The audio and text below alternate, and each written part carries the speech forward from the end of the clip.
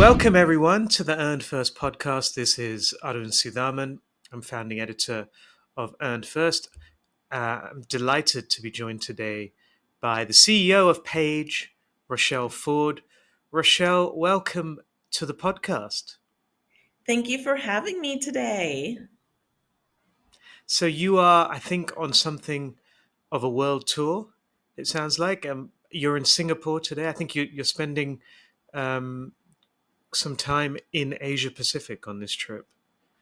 Yes, I started off this trip in Australia and visited many of our chief communication officers and agency CEOs inside of Melbourne and in Sydney, and then have spent this week with our colleagues here in Singapore. It's a great market for communications. Yeah, absolutely. A lot of CCOs, which I guess is always good in terms of what you're looking for at Page, obviously. I wonder if we could start perhaps. I know you're, I suppose, not exactly, I wouldn't say new to Page anymore, but how long have you been in your role now as CEO there? I have been the CEO of Page since January of 25, but I've been Hmm. involved with Page as a member for over 10 years. So Okay, it's very sure. exciting to not just be a member of the community, but also helping to lead the community as we elevate the profession and build community among peers. Hmm. So I wonder perhaps for some of our listeners, I always assume people are familiar with Page, and often they are, but sometimes I do find that it's useful, to have a little explainer. So tell us what Page is, what Page does, and maybe how it's evolving. Sure. So, Page, we are a membership organization, a global membership organization for chief communication officers and their teams. We serve the most senior communication leaders as an invitation only community where we help to support them in delivering and elevating the value creation for their organizations. Our members are all over the world in more than 25 countries. We have about 1,100 members, both chief communication officers and corporations, nonprofits, government agencies. We have some of the most influential public relations agency CEOs. We have some of the leading executive search firm executives. We also have Mm, leading scholars and heads of universities, business schools, and communication schools involved and engaged with Page with the goal of mm, enhancing business and enhancing our society. yeah. And via that mission, I think Page has emerged as quite an influential organization, particularly when it comes to the corporate side of the equation. I know that for me personally, I use Page's research extensively. I find the thought leadership very helpful. You're probably fully aware of that. In fact, you have launched a new study recently, the Page Navigator benchmarking study, which I actually covered recently as well. Tell us a little bit about this study, why you felt it was required, and what you hope it helps to accomplish. Well, I thank you for asking and for reading about it. And the Page Navigator, this is a direct response. Our members told us that they weren't getting the kind of data that they need from other benchmark studies. They wanted more Mm, robust, specific to the chief communication officer's role.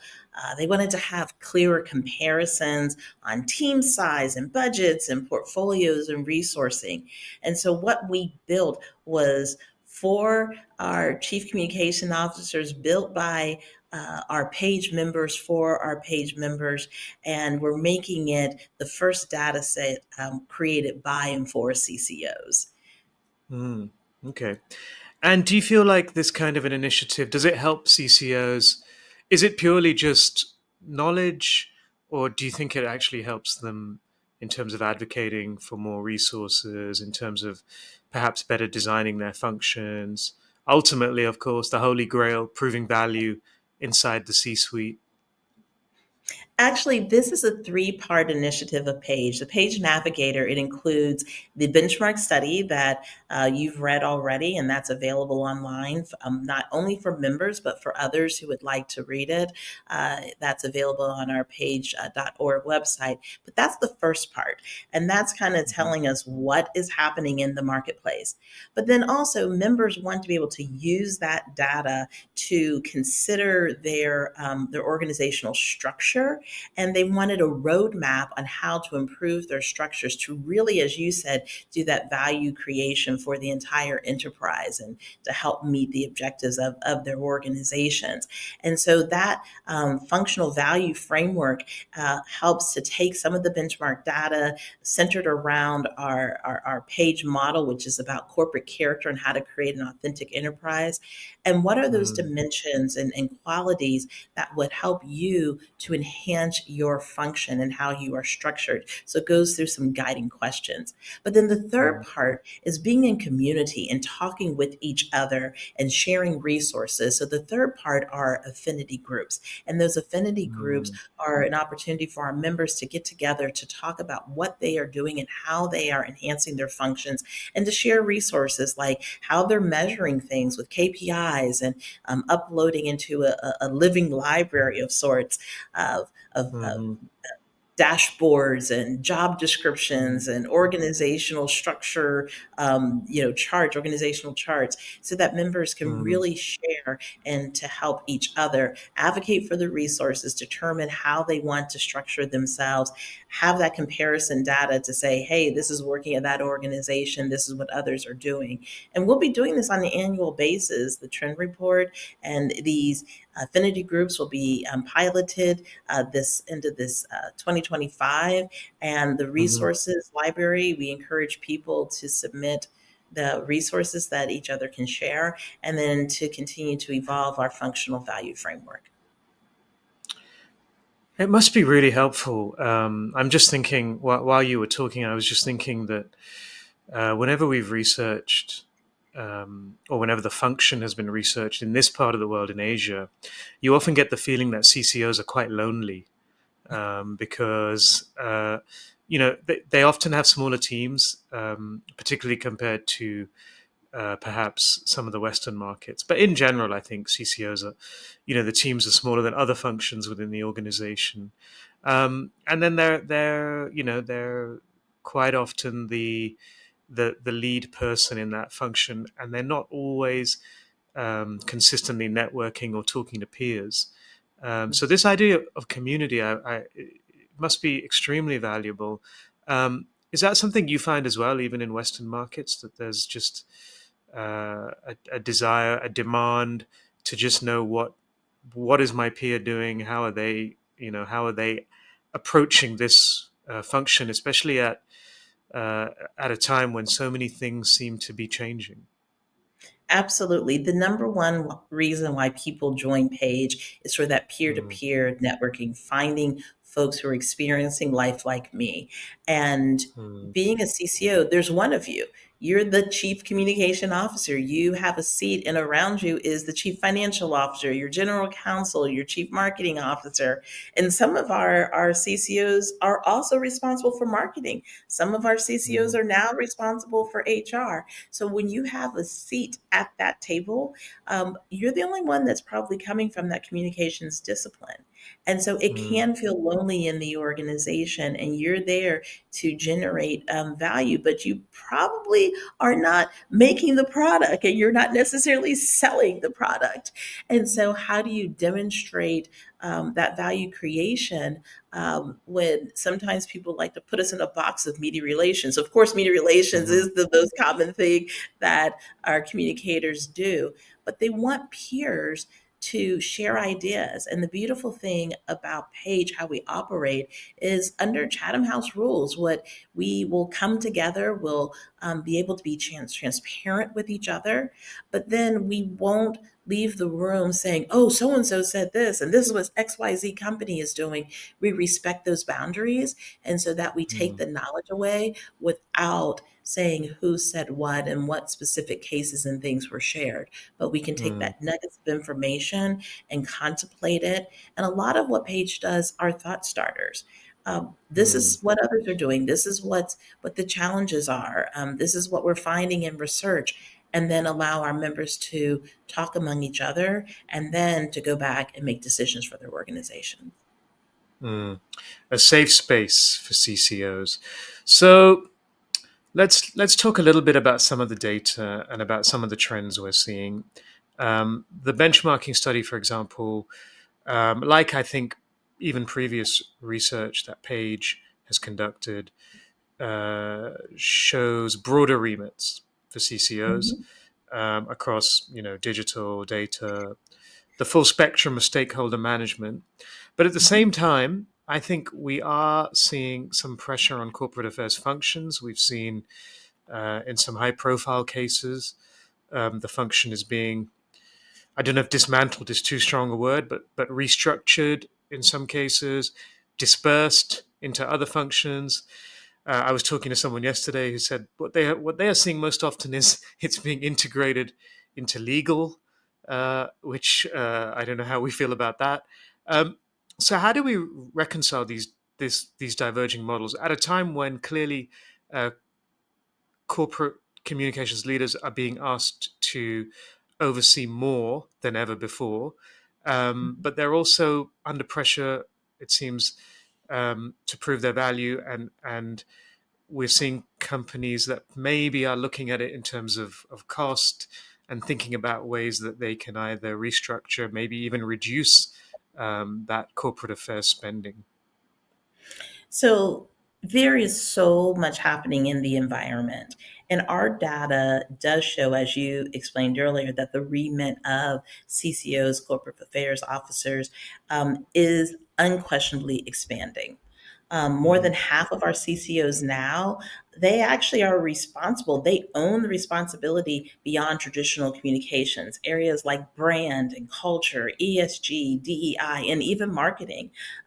Digital and data analytics are also fastest growing staffing areas. So the remits are growing, but we've also seen examples, as you've heard of, like Pfizer, where corporate affairs has been separated into separate parts Mm-hmm. of the organization, of the business. And that shows that there isn't one correct model. Mm-hmm. Organizations make different choices, and depending upon the leadership's philosophy, the CEO's philosophy, the business context in which they're in, and the strategy that they're employing, well, that'll make a determination of who a CCO might be reporting into, or what different roles or remits will be within their organization. I think the Mm-hmm. real risk, though, is fragmentation. And Mm-hmm. that happens by default at times when decisions are made ad hoc, and there can dilute the influence and can create confusion within the organization. If things are dispersed, how do you bring them back together to ensure that you have Mm-hmm. a cohesive brand narrative and story, and that everyone is on that same page? And so our goal with the Page Navigator is to really help leaders define their function to maximize the creation of real, tangible business value that advances the organization strategy. Right. That I I totally agree. I see that risk of fragmentation. Obviously, you mentioned Pfizer, but there are other companies as well. I think that are potentially dispersing comms across the organization, and you do wonder how cohesive the function is. Um, in those cases. So to try and address this risk, and you've mentioned it several times already, the importance of value, of Mhm. demonstrating value from the communications function. Now that the most recent benchmarking study again found that CCOs still default, and I think you called this out even in the executive summary. They still default to easy to track outputs like media coverage and awareness rather than actual business outcomes. Of course, Mhm. you're no stranger to this, and I'm not either. We've been talking about this for decades. um, measurement and evaluation still seems to be something of a challenge. Are we closer to seeing changes and improvements that will help the corporate affairs function speak perhaps the same language as the CFO and the CEO? That's the goal, is to keep moving the needle forward. Our Hmm. benchmark, like you said, it's what many have been saying over a long time, that too many teams are still defaulting to that activity, like media coverage and impressions and engagement, things that are easy to count. And frankly, many CEOs, that's all they're asking for. And so the teams are Hmm. giving their bosses what they ask for. If your boss wants that, then CEO wants it, then you deliver it.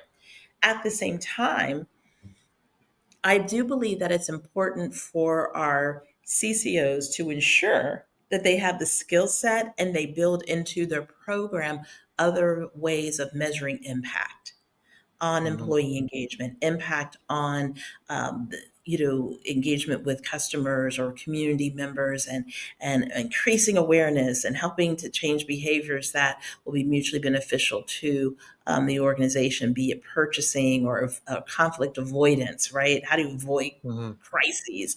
So there's a lot of different ways um, to do it, and so what we really need is to change our collective mindset, right? And that's both from other C-suite leaders to our own colleagues, and that we have the skill set, the knowledge set, and the desire, and hopefully creating a mandate that this is what we begin to deliver. And so at Page, we're investing with in this. In fact, Hmm. one of our own Page members is Jonna Burke at AMIC, which is an organization that focuses on measurement. And so we're doing more together. We've made a commitment to each other. And in fact, at her upcoming conference in 2026 in Dublin, Ireland, we're going to help to ensure that there's a CCO track that people can participate in person or online, so that our Oh, members great. can begin to think more deeply about this value creation, whether you're a Hmm. nonprofit or a for profit organization. I love to see it. Two of my favorite organizations, if if you can have favorite organizations. Anyway, Well, it's your um, favorite industry, and the fact that we're working together, I don't know that we're the Powerpuff Girls or anything, but when you have Institute of PR and you have, AMIC and Page, yeah. both of those are members of Page Society. And so we're here Mm. to work collaboratively to elevate our profession. Yeah, no, I feel much stronger in collaboration, um, and yes, I mean I've worked with IPR for several years now, and of course AMEC as well. It's actually really great to see the energy at the top of all of these organizations. I think it bodes really well for the industry at large. Um, One thing that doesn't bode so well, though, uh, is the yeah, I know that was a great segue. The pressure on I guess the backlash, even let's say, against some of these areas that were really underpinning the progress and evolution of public relations, particularly in Western markets, but even in these regions here in Asia as well. I wrote a newsletter a few weeks ago now, where I spoke to some people in the sustainability space, and they said to me, they had assumed that. The backlash against wokeism in air quotes, um, wouldn't reach Asia because we're a long way away and we're far too sensible for that. But it has apparently, and even particularly banks and financial services organizations in this region are not talking about ESG anymore, for example, because of that backlash that has originated in America. And you will be seeing this firsthand living in America, the pressure on ESG, on DEI, social impact. It's really wild, actually, and quite sad to see, in some respects, to see what is happening. Is this, is it just a cyclical trend? Is it driven by by cost pressure? Is it driven by values, or do you actually see a permanent downgrading of what we used to call purpose? So our data shows that there are dedicated staff for DEI, ESG, social Hmm. impact, communications, but it is declining in some organizations, especially in North America. But uh, that story isn't about disappearance. Really, now it's about integration.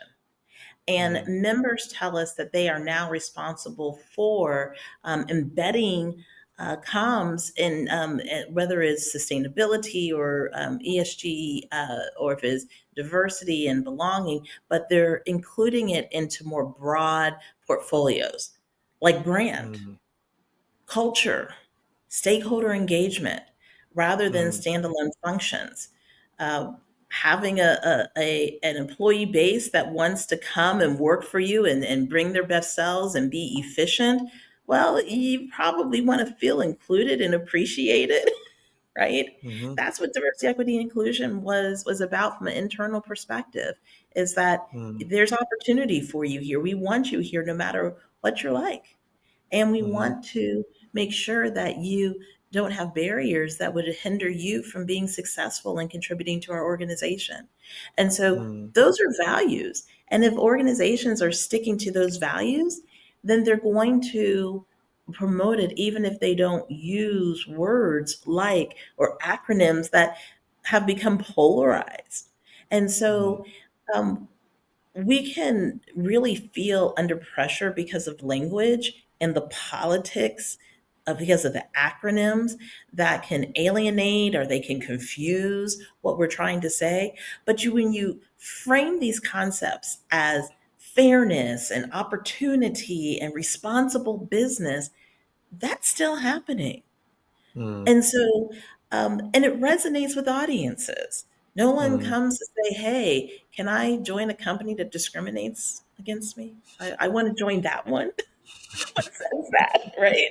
Let me ask the biggest polluter in the world to come into my community. mm. Yeah. People don't ask that. But if you say ESG, they're like, I don't want that. That's bad. DEI? Oh no, you're going to Mm, discriminate against me. So yeah. it really is the deeper point, and this is something that Mm, Paige has been saying since one of our first uh, research studies, thought leadership pieces on the authentic enterprise. We said it boils down to your corporate character. mm, Who do you say you are? What's your mission? What is the purpose? Why does your organization exist? What are you trying to accomplish here? What are the things that you value? What are those core values? What is the culture that you're trying to have? All of those things mixed up into your brand, into your strategy, that ought to be owned by comms people and to ensure that when decisions and things are made, that it is in alignment with who we say we are in our corporate character. And if we mm, then become that authentic enterprise, then people will want to join in with us because our actions reflect who we say we are. And then they'll begin to advocate for us. And it mm, starts with our employees and recognizing that our employees, are the real true example of the character of our organization. That's a page mm. principle. Very well put. Thank you for that. I feel more encouraged already. The importance of the real work versus perhaps the acronyms. But I just wonder, what's the risk when organizations become more reticent about these issues and are talking less? Because part of this is about visible change in some Mhm. cases. And if that change isn't visible, if organizations are talking less, does silence itself become a statement that perhaps they're taking things less seriously than they used to? The key is proving it with action. I Mm, think we got into a lot of trouble when we were hmm. performative. We were saying Yeah. things, we didn't put money behind it, we didn't really have strategy, or we're throwing at money at problems where we're trying to boil the ocean and not really do things that were in alignment with our corporate character and who we said Mm, we were and what was important to our key stakeholders. So Paige has always said as one of our principles is prove it with action. And hmm. so we have to do that. And when we do act, What we found in a study we released back in January in Davos during the World Economic Forum was confidence in business. And what we said what would restore confidence in business was a action, demonstrating we have actually done something about an issue. And then, Mm-hmm. secondly, providing the context of why. Why did we do this? Mm-hmm. How does it align with who we say we are? How did we go about doing this? How did we arrive at this decision? And if you can show what you've done and explain the context of why you have done what you did to help evoke change, then that confidence is restored. You know, I'm a researcher, so I could talk about correlations and things. It was a near direct correlation, but I won't go there. I keep my academic hat off of it. Uh, but I'm a researcher. What can I say? Um, but when you do that, you will see change. But it's hard to do. Mm. But just because something's hard doesn't mean that you don't do it. Mm. I think there'll be people who enjoy the research chat. Don't worry. We have a broad church of listeners. Um, so just a couple more points before I let you go, because I know you no doubt have a busy day in Singapore, and indeed you're then traveling to Praxis India, where I'll see you in Dehradun. Um, so the studies show consistently. In fact, this is a different study I'm going to cite from GlobeScan and Oxford University, that geopolitical risk is now the top concern for corporate affairs leaders, which is quite a change, first of all, from 10 years ago, let's say. Um, but then if you look at Page's benchmarking study, for example, you see that AI and data, for example, are the fastest growing areas for staffing. So how do you see CCOs balancing some of these existential external risks while at the same time trying to seize, these opportunities for innovation that are represented by areas like AI and analytics? Yeah, so our research is pretty consistent in this Hmm. space. From earlier this year, we showed that geopolitical risk is a top external concern of CCOs, Hmm. from major international conflicts to polarization and regulatory uncertainty. At the same time, our trend report shows that data that digital and data are really the fastest growing areas for staffing across our comms function. And so that may look like a paradox, but really is it's the same parts of two sides of a coin, you could say. CCOs are both risk managers Mm. and they're opportunity seekers. And so we can't just stop with the shocks that our external environment is imposing upon us, but we also have to lean into the opportunities where we can continue to build resilience in how we operate. And investing in innovation is a big part of that resiliency.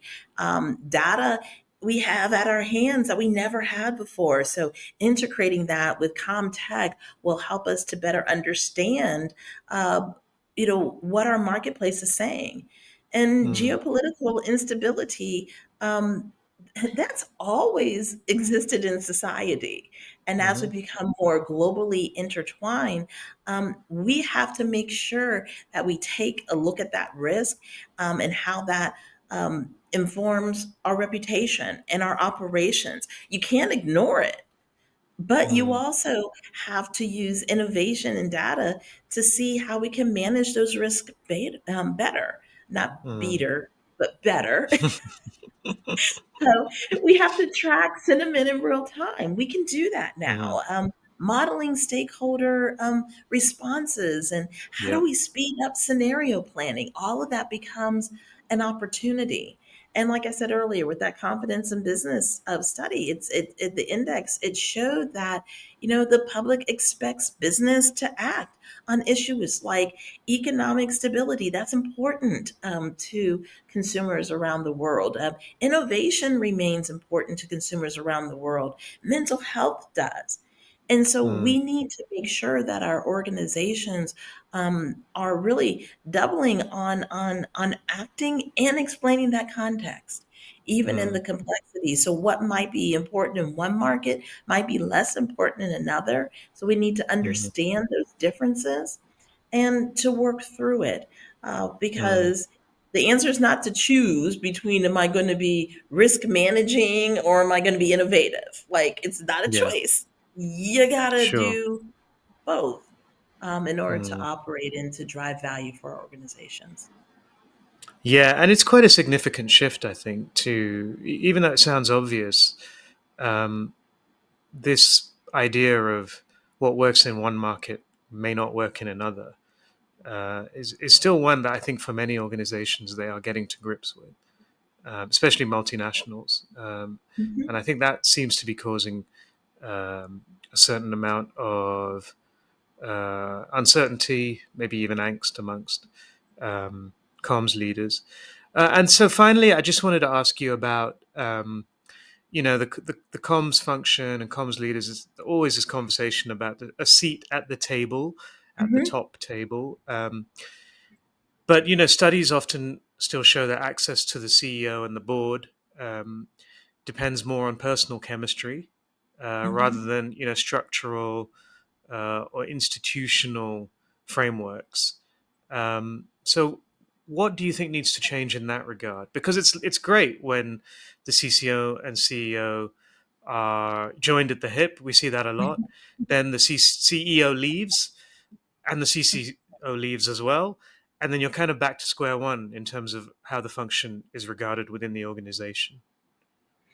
Yeah, there's great variability there. You're right. Hmm. Some CEOs and their CCOs are have wonderful chemistry and they work very closely together. And there's others that may not. But the key is no matter where you're situated, is that you have to build those relationships and you have to demonstrate your value. And our members are in a host of different types of relationships with their CEOs, and so we didn't conduct a formal study on that question of who you're reporting to and what is your relationship like. That's not what we asked. What we asked is what what is in your remit and what are Hmm. you spending on and how much budget are you getting and do you share that function? Is it different? Are you solo responsible for it? Is somebody else responsible for it? And through our communities that we're building through the affinity groups, we'll be able to share how to navigate the shifting landscape with organizational structure. And a lot of it depended upon what the organizational priorities are and how you're where you're going to put the emphasis of your dollars and your staff.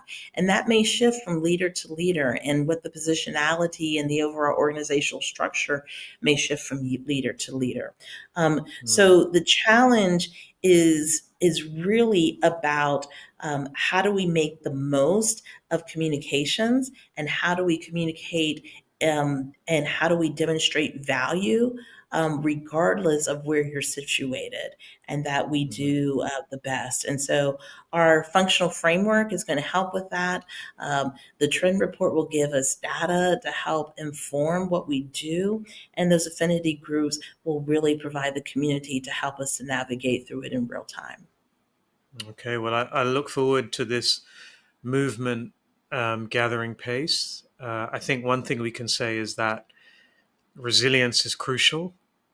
Yes. And I think, Rochelle, you yourself have just demonstrated a lot of resilience today in Singapore. I know that there's been tech issues, there's been weather issues, but yeah, it's been a very illuminating conversation. So I wish you well on your travels. I look forward to seeing you soon. Thank you so much for joining the podcast. Thank you so much. That's why Paige says, hey, be patient, be calm, and guess what? Be good humored. That's our last page principle. So I Yeah, appreciate you having me today, and I hope that you have a wonderful day as well. thank you. Great advice for life.